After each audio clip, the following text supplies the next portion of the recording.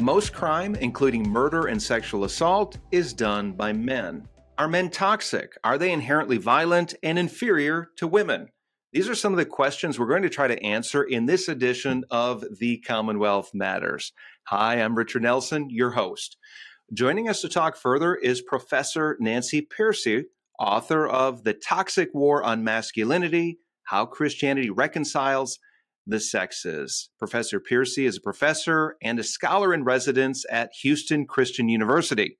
She's been highlighted as one of the 5 top women apologists by Christianity Today and hailed in the Economist as America's preeminent evangelical Protestant female intellectual. Nancy, welcome to the Commonwealth Matters. Thank you. It's good to be here. I have your book here in hand, The Toxic War on Masculinity, and I read a lot of books. This is part of my job. I'm not always sure what I'm getting into, but I do need to say that you have quite a book here. Didn't know what to expect. Very impressed by it. And I'd like to cover some of the main points, some of the high points in your book that really it would take several programs, and we don't have time to do that.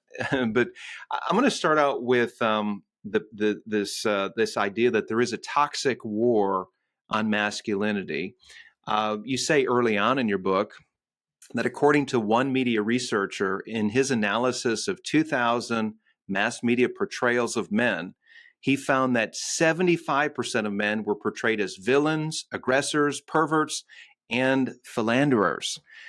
This didn't happen in a vacuum, did it? So here's the question. How did we get to this place where men today are vilified in popular culture as being toxic? Well, yeah, exactly. What caught my attention was how hostile the media has become to men. For example, one of the ones that really caught my eye was an article in the Washington Post titled, "Why Can't We Hate Men?" And I thought, really? In a mainstream publication? Or the Huffington Post had an editor who tweeted out hashtag kill all men and then said it was a joke. And speaking of jokes, you can buy t-shirts that say so many men, so little ammunition. And there are books with titles that are very blunt, like I Hate Men and No Good Men and Are Men Necessary? So what really was tragic, though, is when I saw even men attacking their own sex. A fairly well-known book author actually wrote, talking about healthy masculinity is like talking about healthy cancer. And then this one you may have seen because it was more recent, so it's not even in the book, but it was in the news where the producer of the movie Avatar, James Cameron, said testosterone is a toxin that you have to work out of your system. So no wonder men feel as if the culture is hostile to them today.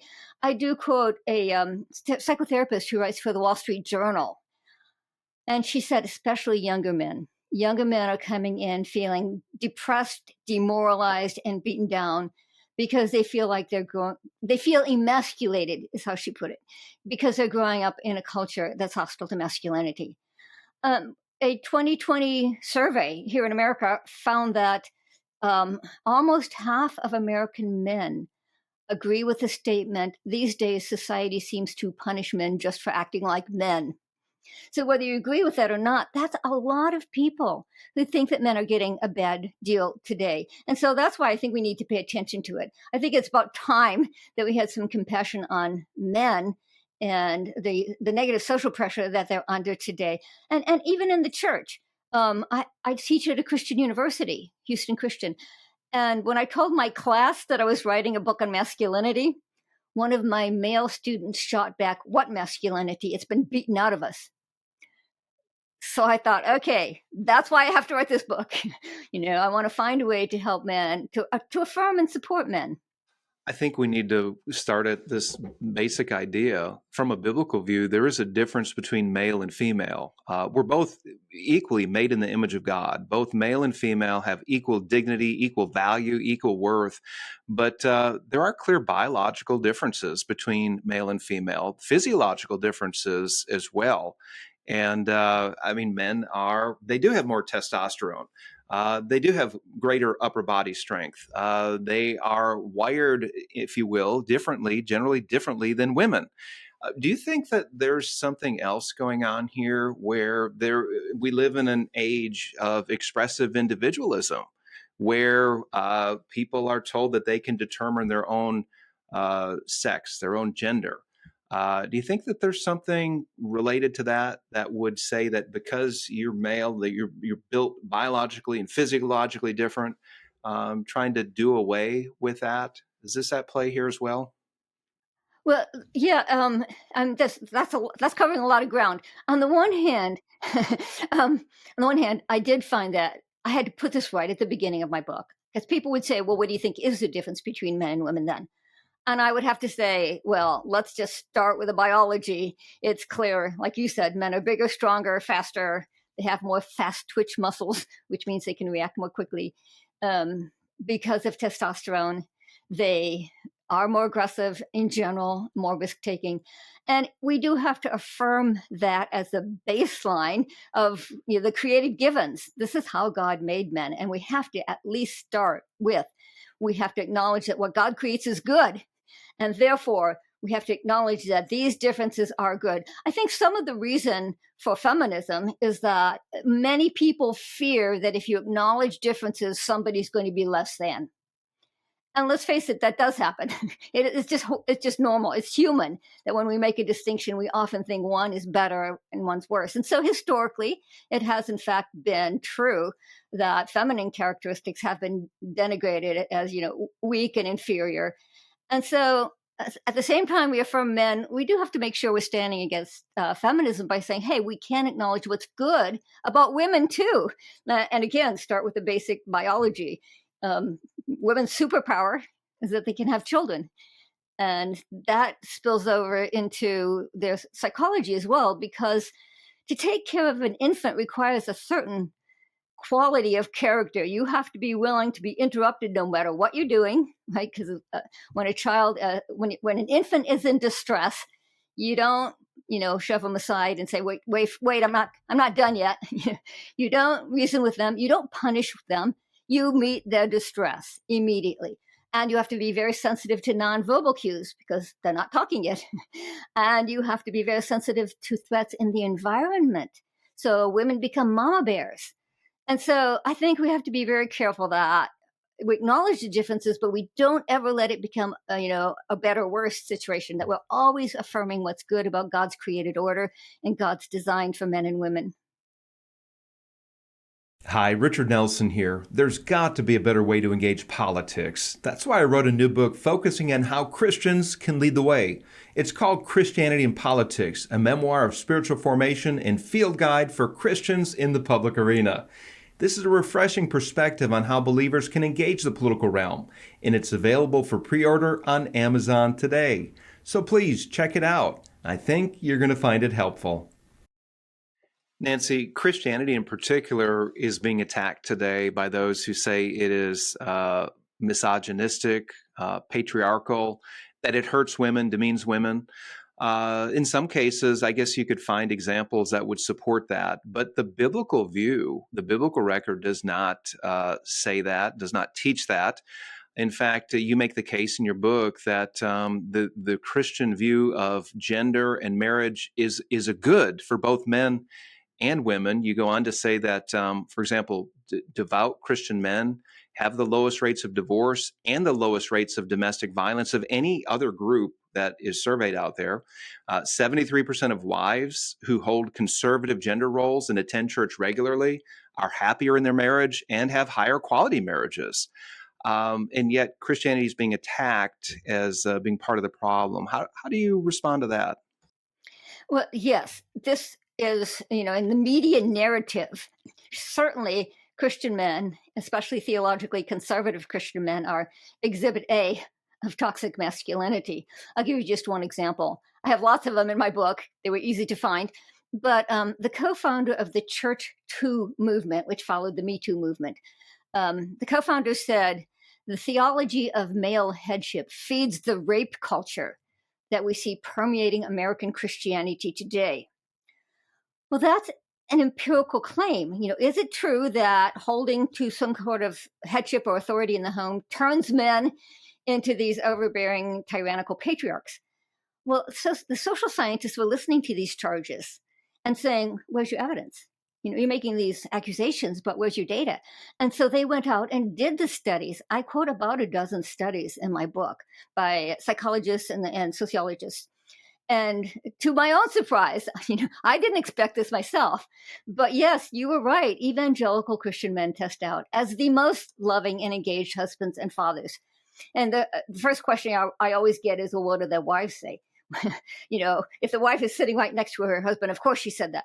No, they do interview the wives separately. So what they're saying is that the wives report the highest level of happiness in their marriage. Evangelical fathers spend more time with their children than secular men, 3.5 hours more per week. They have the lowest rate of divorce, 35% lower than secular couples. And then, as you said, the most surprising thing is they actually have the lowest rate of domestic abuse and violence of any group in America.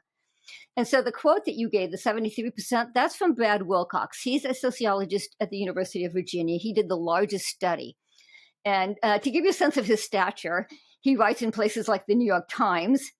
And so that number that you quoted is actually from a New York Times article in which he said it turns out that 73% of women who hold conservative gender values and attend church regularly with their husbands have high quality marriages.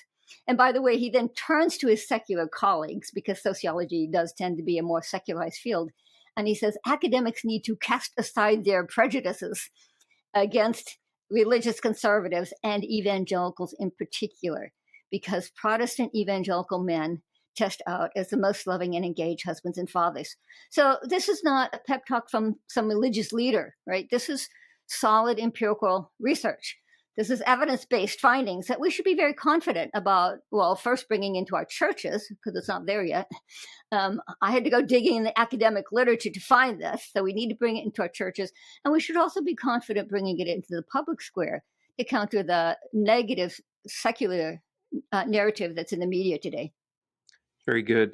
Nancy, your book really digs deep into history. You go back church history, you look at American history.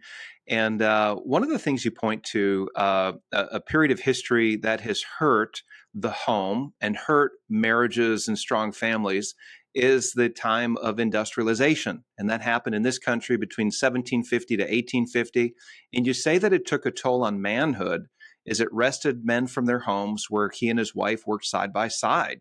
And then also you go on to say that the market economy that we're in today and that we've been in since colonial days, that affects how men relate to their families.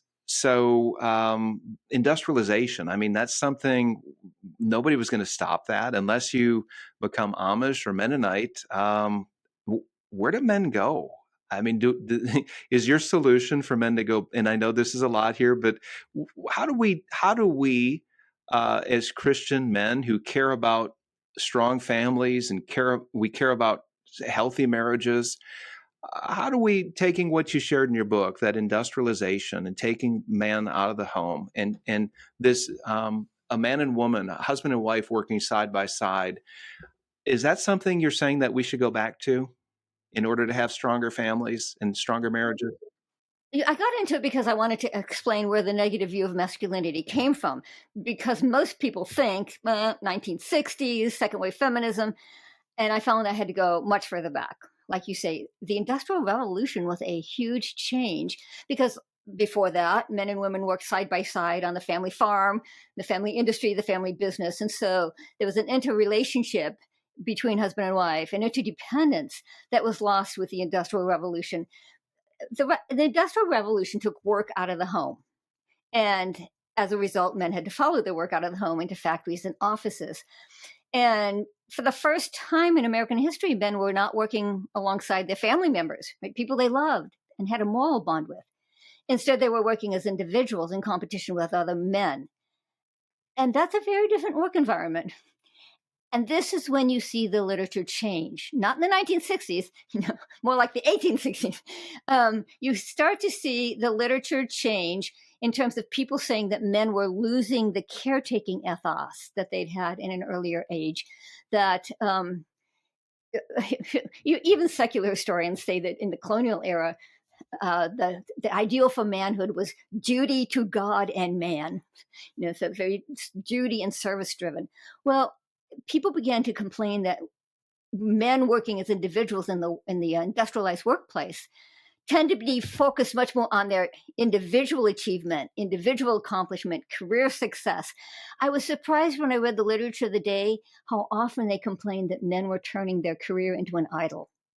That was the word frequently used. Um, and so that is when, if you want to know when the literature changed and when did men start being described negatively, you have to go all the way back to there. And that does, of course, give a sense of what a solution might be. Is there a way that we can, even in an industrial world, tweak the edges to allow men to have more time with their family? And I give lots of stories. Right now, it's at the anecdotal level, right? So I went out, interviewed a lot of people who'd found ways to work, either from home or at least part time from home, or start their own business. I found a lot of people who are working on this, and the pandemic was a game changer. This is not in the book because it's more recent, but Harvard University did a study, and they said 65% of fathers said that during the pandemic they got closer to their children, and they don't want to lose that. And so fathers want to be involved with their kids. 70 in another survey, 70% of fathers said they would prefer more time with their children, even if it meant a reduced salary. And ironically, in a totally different study, the same number, 70% of wives said they would prefer their husbands to have more time at home, even if it meant a lower salary. So millennials consistently say in surveys they really want a better balance. Women do want a chance to work in the workplace, and use the skills that they've developed, especially if they've gone through higher education. But they want to be home too, because they want to be with the kids. Fathers want a better balance too. What we don't have yet is the structures that really make that possible. But I did, in my book, I looked at CEOs who acknowledged again that during the pandemic, their ideas changed. I quote one CEO who said, before the pandemic, we were very suspicious of any sort of remote work, right? They just thought people would slough off. He said, this is a direct quote, the pandemic completely exploded those fears. We did not see any drop in productivity. So I think we're at a point now where we can make a better case. And I'm not saying everybody should, try to work more from home. I'm interested in children. I'm interested in children. So I'm talking about parents in particular, having a more flexible work style when they're raising young children. Have you ever wondered why America is the most prosperous nation in history? We've certainly been blessed, but we take the conditions for prosperity for granted. That's why CPC is hosting the Toward a Better Bluegrass Conference. We've invited some of the top thinkers and leaders to speak about the sources of our economic strength. Biblical principles, America's founding framework, and individual capacity are a few issues that we'll be addressing. So please join us on October the 18th in Lexington. And for more information, go to our website, commonwealthpolicycenter.org. And we look forward to seeing you there. If you're just joining us, you're tuned into the Commonwealth Matters. I'm Richard Nelson here with Professor Nancy Pearcey, and we're talking about her new book, The Toxic War on Masculinity. And I said new book, it came out last year. Fascinating book, though. Nancy, you talked about another important development in our history as to affecting the idea of masculinity, and it's the scientific revolution. And you said that eventually led to thinking that said that the only reliable form of knowledge is what can be known by science, empirically verifiable facts, whereas moral and spiritual truths don't qualify since they cannot be tested. And morals and spiritual truths were reduced to personal preferences and redefined as private feelings. Therefore, morality was relegated to the sphere of family, church, and personal relationships, and did not have a role in the public sphere. So were you saying that this somehow hurt the idea of masculinity? Yes, absolutely. And by the way, moral and spiritual truths can be tested, just not empirically. Just want to throw that in there because I think they can be tested. But yes, here's how it affected masculinity. At the same time that the Industrial Revolution was taking men out of the home, the scientific revolution was persuading many people that empirical knowledge was the only form of knowledge, and that therefore moral values don't belong in the public realm. Right? This was also part of the Industrial Revolution. We began to have very large public institutions like the state, industry, business, financial institutions, banks, universities, and so on. And many people began to argue that these large public institutions should operate by quote unquote scientific principles. And, we shouldn't worry about morality. And that's why morality then gets pushed over into the private sphere.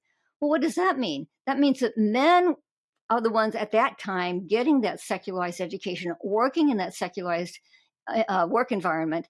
And so men did, historically, they became secular in their outlook earlier than women did. So it had a huge impact on their character because, of course, then they were less committed to a Christian view of morality, to a Christian view of what manhood is, what God's design is for men. And in fact, what took its place, by the way, I go through several stages of the secularization of the masculine script. But my favorite stage was the rise of Darwinian evolution. And most people are surprised because they think, wait, that's about science. It had an enormous impact on men because by then, if science was the truth, well, what was science saying? Social Darwinists were saying that the men who won out on top in the struggle for survival would be brutal, savage, barbarian, and predatory. So instead of urging men to live up to the image of God in them, they urged men to live down to what they called the beast within. And so this is part of our heritage. I mean, if you want to trace where the Andrew Tate phenomenon comes from, fast cars, fast women, fast money, it has deep intellectual roots in social Darwinism. Very good. Nancy, we're going to wrap this up, but I want to, as we've talked about, there are several consequences of demeaning true manhood. But one of the consequences of belittling manhood, you say in your book, is that the danger and consequence of emasculating men is that women will be left with boys who have no incentive to mature or honor their commitments. How do we change course? And we might need to do an entirely separate program on this, but how do we change course? Manhood has a very negative view. Men have been beaten down. Men are suffering today. I think we've lost a solid theological moorings when it comes to manhood.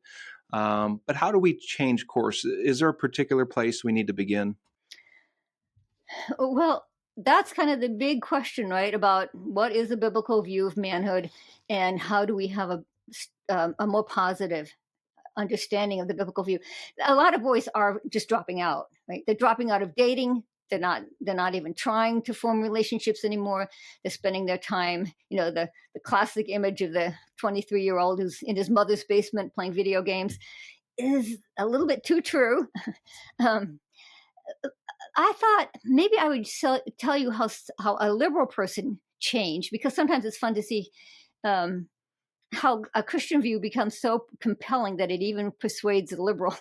There's a liberal woman who she's a journalist, and she's British, so she used to write for the New Statesman, which is a very left-leaning publication. And she's come out with a book called The Case Against the Sexual Revolution. And what happened is she began to work at a rape crisis center. And that finally persuaded her that as a culture, we have to acknowledge the differences between men and women for the women's sake. That's why it can sell, right? If you frame it for the women's, but nonetheless, it is true. Her point was, if you're in a date, if you're at a party and you're with a guy and you're both half drunk, you need to get out of there because you're at risk. He's bigger, he's stronger, and you're the one who's at risk. She worked at a rape crisis center. And so that was the beginning of her change. She started to acknowledge the differences between men and women. And from there, she went to, well, menstruates are intrinsically good, and marriage is intrinsically good, and morality is actually pretty good. I saw her recently in a podcast where a secular interviewer was like asking her, well, what should you do, in terms of dating and sex? That question was, when do you have sex? And she said, well, not until you're married. And he was like, what? You've got to be joking. And she held up her hand like this with her wedding ring on it.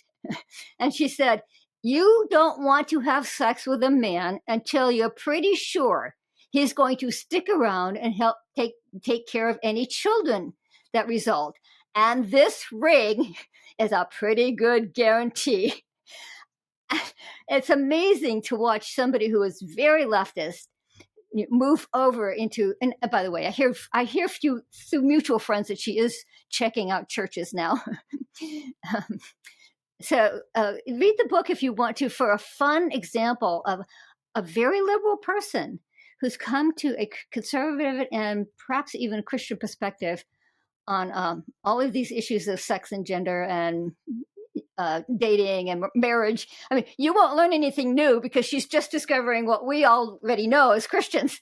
It's just fun to watch a secular person discover that truth.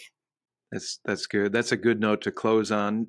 Professor Nancy Pearcey, her book is called The Toxic War on Masculinity. Nancy, this has been a fascinating conversation. Thank you so much for joining us, and thank you all for tuning in to the Commonwealth Matters. Until next time, may God bless you.